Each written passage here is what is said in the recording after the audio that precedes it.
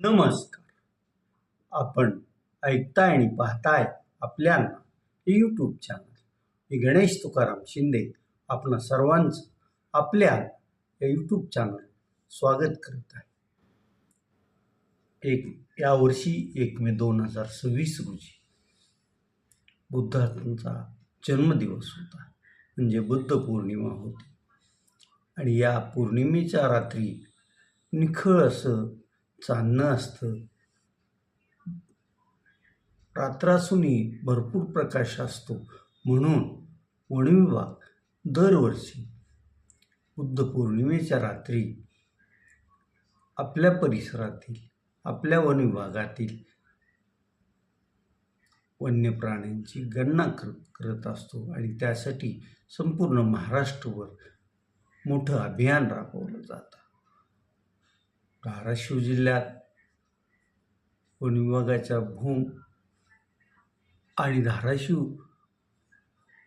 उपविभागानं वन्य प्राणी गणनेचं त्या दिवशी सर्व व्यवस्था केली होती. अनेक ठिकाणी CCTV कॅमेरे लावले होते. काही पाणवठ्याच्या बाजूला वन कर्मचारी स्वतः वन्य प्राण्याची गणना करत होते. एवढं सगळं इंतजाम केलेला असतानाही धाराशिव जिल्ह्यात गेल्या 3 वर्षापासून बिबट्याचा वावर आहे. वन विभागाने मागं 5-6 महिन्यापूर्वी जिल्ह्यात 15पेक्षा जास्त बिबटे वावरत असल्याचं म्हटलं होतं. त्याचबरोबर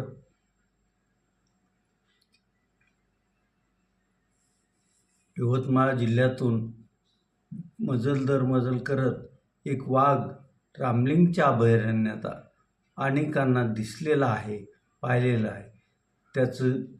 तो रामलिंग अभयारण्याच्या पायथ्याच्या मोठ्या भागात फिरतो असंही लोकांचं म्हणणं होतं.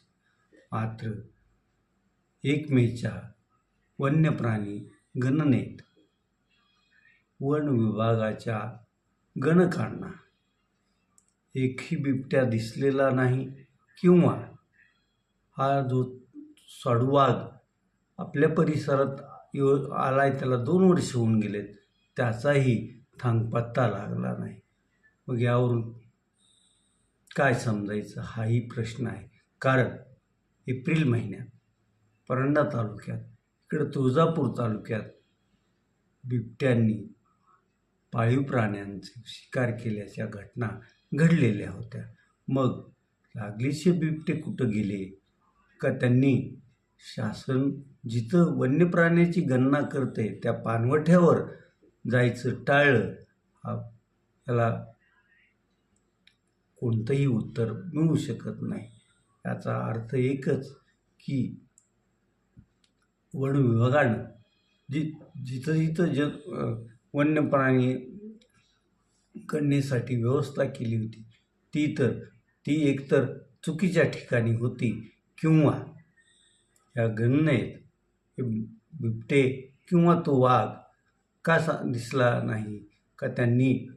त्यांना अगोदरच वन विभाग आपली गणना करणार आहे ही माहिती मिळाल्यामुळं त्यानं याकडे पाठ फिरवली. हा प्रश्न अनुत्तरितच आहे. आणि मग वन विभाग ज्यावेळेसपासून बिबट्यांचा धुमाकूळ सुरू आहे, अधूनमधून हा साडूवाघ लोकांना दर्शन देतो, त्यांच्या पाळीव प्राण्याचा फडशा पाडतो, याकडं वन विभागानं गांभीर्यानं पाहिलेलंच नाही, हेच यावरून दिसून येते. असो.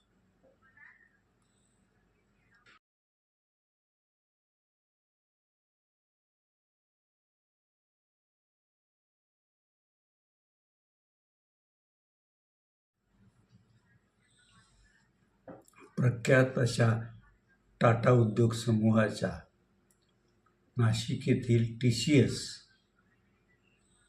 मध्ये जो काही स्त्रियांवर अन्याय, त्यांचं शोषण, अत्याचार आणि धर्मांतर ह्या घटना घडल्या त्याची मास्टरमाइंड निदा खानच आहे असं पोलिसाचं ठाम मत आहे.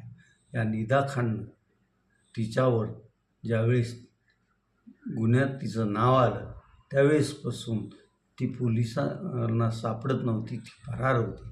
तर एकंदरीत 60 दिवस छत्रपती संभाजीनगरचे MIMचे नगरसेवक मुजीब पटेल यांनी तिला आश्रय दिला असं स्पष्ट झालं होतं.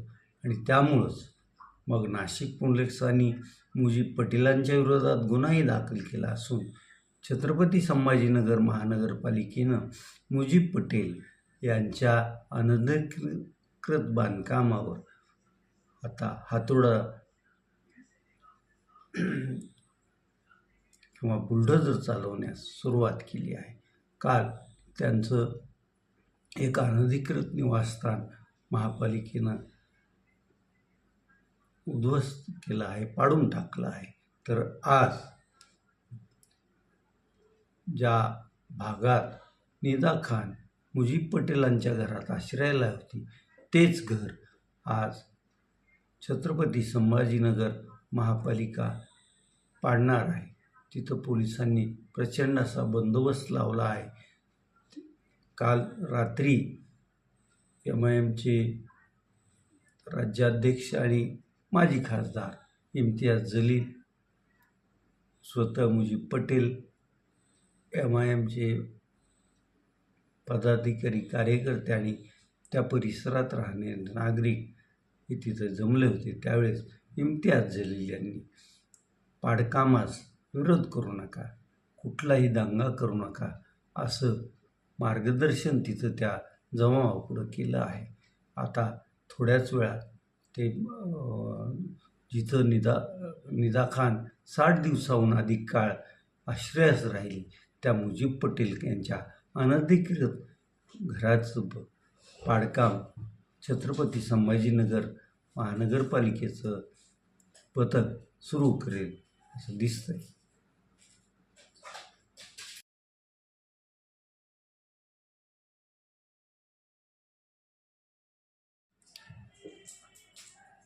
यंदाच्या टाटा IPL स्पर्धेत कालचा सामना अगदी निराशाजनक झाला आहे.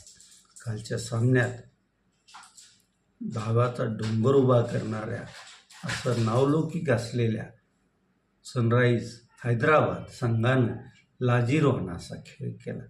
अवघ्या 15 षटकात 86 धावा त्यांना करता आल्या आणि तब्बल 84 धावाच्या वर धावांनी त्यांचा गुजरात टायटन्सनं पराभव केला.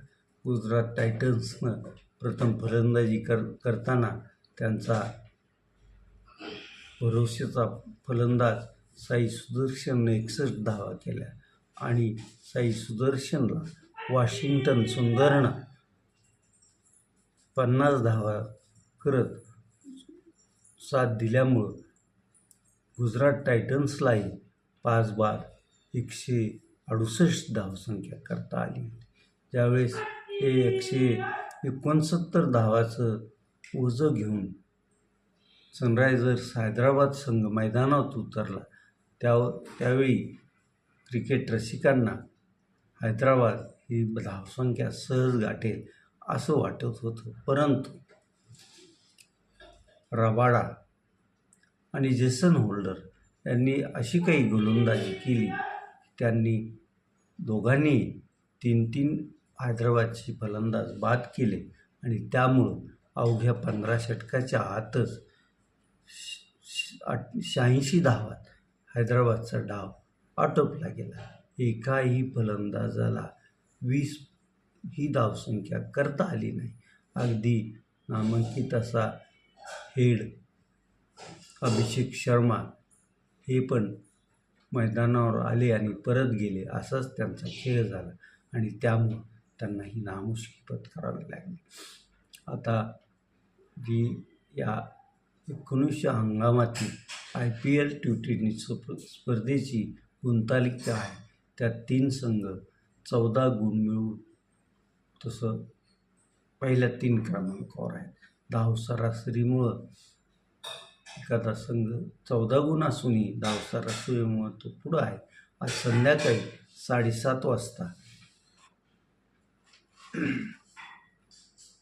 रॉयल चॅलेंजर्स बेंगळुरू आणि कोलकाता नाईट रायडर्स या 2 तगड्या संघात सामना संध्याकाळी 7:30ला